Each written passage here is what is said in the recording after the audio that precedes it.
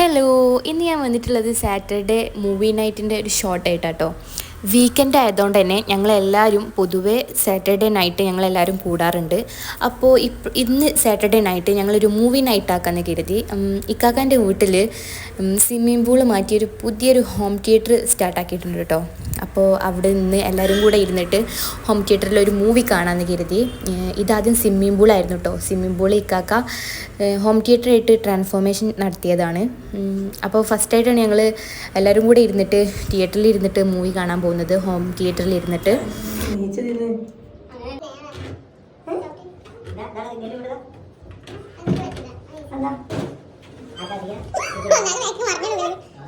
Movie കാണാൻ വേണ്ടിയിട്ട് എല്ലാവരും സെറ്റായിട്ട് ഇരുന്നു കേട്ടോ. കണ്ടോ, അതൊക്കെ എപ്പോഴോ സെറ്റായി കഴിഞ്ഞു. അങ്ങനെ മൂവി ഇട്ടു കേട്ടോ.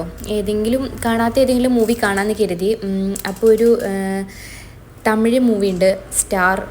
അത് കുഴപ്പമില്ല എന്ന് പറഞ്ഞ് ഇത്താത്ത നമുക്ക് എല്ലാവർക്കും അത് കാണാമെന്ന് പറഞ്ഞിട്ട് അങ്ങനെ സ്റ്റാർ എന്നുള്ള മൂവി ഓണാക്കിട്ടോ. മൂവി എത്രത്തോളം സൂപ്പറായിരുന്നു എന്നുള്ള ഇക്കാക്കാൻ്റെ ഉറക്കം കണ്ടപ്പോൾ നിങ്ങൾക്ക് മനസ്സിലായി എന്ന് വിചാരിക്കുന്നു. കുറച്ച് കഴിഞ്ഞപ്പോൾ മർസാക്കിയും കുട്ടികളൊക്കെ വന്നു കേട്ടോ.